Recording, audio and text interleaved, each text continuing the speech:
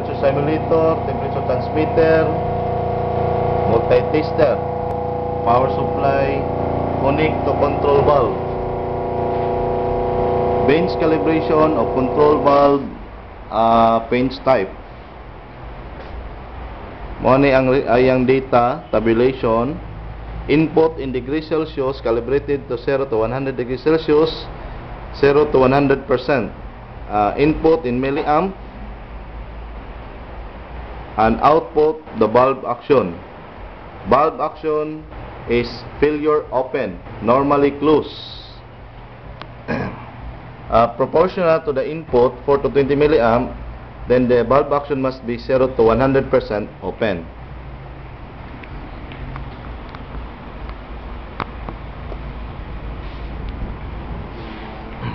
Actual hookup: diaphragm valve, positioner, then the actuator, then the tubing, then the air regulator. From the nitrogen bottle, we need a continuous air supply. This is the milliamp tester. At 0%, 4.036 milliamp output from the transmitter. The transmitter will indicate 0% process variable with 4.03 milliamp output. Nari siya sensor, mo na itong temporary sensor na temperature simulator. Set to output type K thermocouple.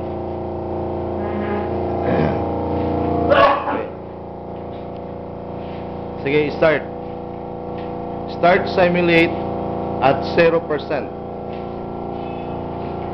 So 0% mao na siyang stage. Unya inject 25%, 25 degrees Celsius at thermocouple. Sige, 25 degree, 25.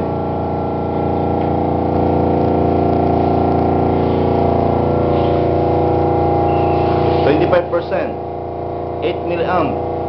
Multi-tester rate 8 milliamps. The valve open 25%. Sige, inject 50%. 50%, 50 degree.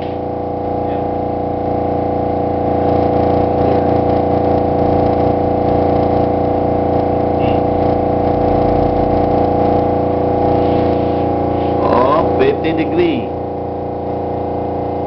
12%. So inject 50 degree, 12 milliamps. Transmitter 50%, 12.02 milliamps. Then inject 75%, 75 degree, 75 enter. Okay, 75 degree type key thermocouple. 75%, 16 milliamps. Multi-tester read 16 milliamps. Then the indicator 0, when I say 0, 25, 50, 75. Ang top volt, ang pinaka taas ano niya, mo siya 100%. Move siya upward. O sige, inject 100%. 0, 0, entry.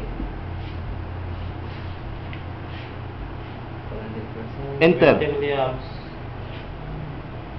20 milliamps. So 20 na na. Okay, mo na siya upscale. So sa kanang condition, ang valve fully open na siya. Nisaka naman yung cylinder, kaning cylinder. Na-indicates na po dire, na-indicate nga 100% open na siya. O si try tag downstream.